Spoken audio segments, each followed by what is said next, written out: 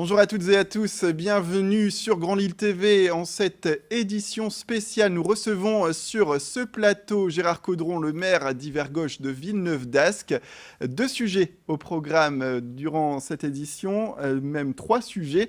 L'attaque d'un soldat de Daesh dans les Yvelines, c'était hier soir. Également la loi travail et bien sûr, en tant que maire de Villeneuve-d'Ascq, l'Euro 2016 qui se tient donc cet Euro en partie au stade Pierre-Mauroy. Merci beaucoup Gérard Caudron d'être avec nous sur ce plateau. On va parler déjà des attaques terroristes d'hier. Donc, dans les Yvelines, vous alertez dans un communiqué la population sur les conséquences de ces actes terroristes et également de ce pays, la France, qui est en guerre aujourd'hui. Oui, c'est pas la première fois que je le dis, mais c'est vrai qu'hier, le terrorisme a atteint un degré supplémentaire en s'attaquant personnellement à un homme, une femme, de par leur métier, à leur domicile, devant les enfants.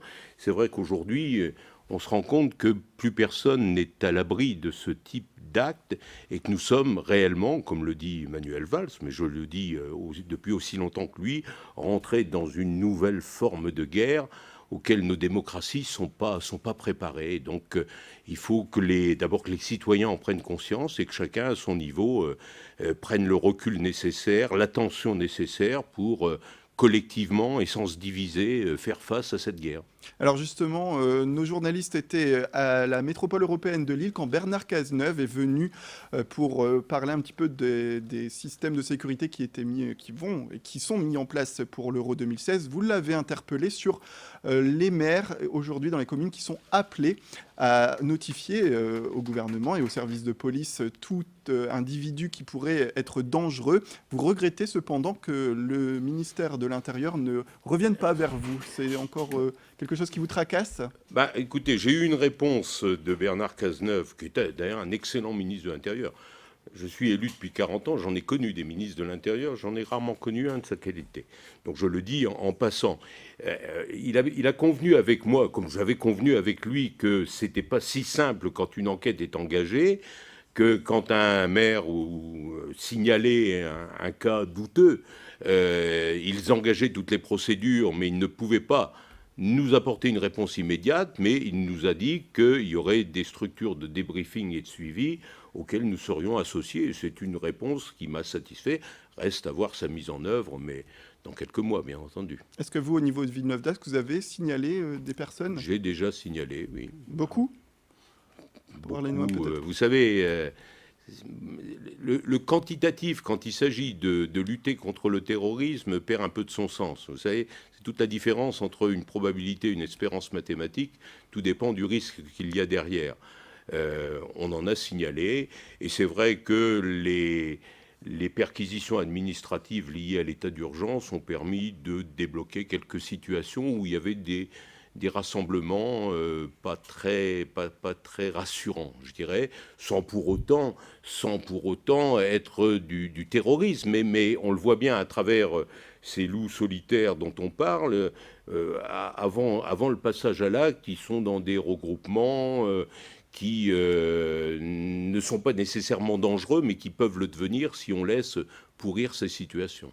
En tant que maire de Villeneuve-d'Ascq, est-ce que vous êtes particulièrement peut-être sollicité davantage sur ces points-là, sur cette vigilance que vous avez au quotidien ? Non, je ne pense pas être davantage sollicité. Je pense être davantage attentif, parce que d'abord j'ai l'expérience de 4 décennies de mandat d'élu, parce que je ne suis plus engagé dans le débat politique national où tout ce que fait le gouvernement pour les socialistes c'est bien et tout ce qui est pour la droite c'est mal. Moi j'essaie d'avoir un regard, une vision beaucoup plus objective, et donc ça me permet, dans mes relations avec le préfet, avec tous les préfets qui se sont succédés, ça me permet, malgré quelques petits coups de gueule sur les gens du voyage ou les Roms à certaines époques, d'avoir une relation de confiance. Quand je signale quelque chose, c'est pas un jeu de rôle, c'est pas pour passer à la télé, ni avoir un interview, c'est parce que j'ai une inquiétude. Bon. On va revenir peut-être sur la loi travail avec les manifestations. En ce moment, des syndicalistes veulent aujourd'hui bloquer l'euro, des syndicalistes du transport notamment. Quel regard vous portez-vous ? Je trouve que cette loi travail, elle a été mal ficelée dans son écriture, mal ficelée dans sa démarche. Et que si et même si dedans il y a des choses qui, par exemple par rapport à l'entrée de la jeunesse sur le marché du travail, sont plutôt intéressantes. Le code du travail qui souvent fiche des situations n'est pas nécessairement la meilleure solution, mais je pense que c'est vraiment une grosse erreur et que d'un côté comme de l'autre, ça a crispé tout le monde et toutes les oppositions au gouvernement se polarisent sur la loi travail. Alors aujourd'hui, je trouve qu'il n'est pas responsable, et je pèse mes mots, de continuer ce bras de fer dans une période où nos forces de police sont sollicitées. Aujourd'hui, dans Paris, il y a des casseurs, il y a des défilés importants, et dans le même temps, on demande à nos policiers, et ce sont les mêmes, d'être sur les terrains de la lutte contre le terrorisme et la sécurité de l'euro. Et donc, comme je pense que personne aujourd'hui ne veut perdre la face, ni la CGT qui ne veut pas arrêter ces manifestations, ni le Premier ministre et le gouvernement qui ne veulent pas retirer leur texte. Moi, la proposition de bon sens d'un citoyen, c'est de dire, écoutez, halte au feu, on remet à plus tard la discussion, après l'été, on remet la discussion et le débat, et éventuellement les manifestations, au mois de septembre, et on arrête aujourd'hui, et tout le monde arrête, et on signe un protocole d'accord. Je ne me fais pas d'illusions, je ne pense pas que je serai entendu, sinon écouté, mais si on continue comme ça, et si des services publics, d'ailleurs, peu concernés par la loi travail. Il faut quand même bien dire que beaucoup de manifestants ne sont pas personnellement des fonctionnaires concernés par la loi travail, se mettent à rajouter aux problèmes de sécurité, aux problèmes d'inquiétude, de hooliganisme, de risque d'attentat, des blocages de la circulation ou des blocages des transports publics qui pourtant drainent, par exemple chez nous, l'essentiel des spectateurs. Je pense que tout le monde ne peut qu'y perdre quelque chose, que ce soit le gouvernement, le sport ou les syndicalistes. Justement, pour revenir au sport, cet Euro 2016, vous êtes plus ou moins en froid avec l'UEFA, l'organisateur, d'ailleurs, qui avait sollicité les commerçants de payer une taxe autour du stade pour pouvoir vendre durant les matchs. Vous êtes donc en froid avec l'UEFA et vous déclarez même dans un dernier communiqué que vous allez regarder tout simplement les matchs depuis votre canapé. Je suis plus qu'en froid avec l'UEFA. Je suis vraiment à cran avec eux.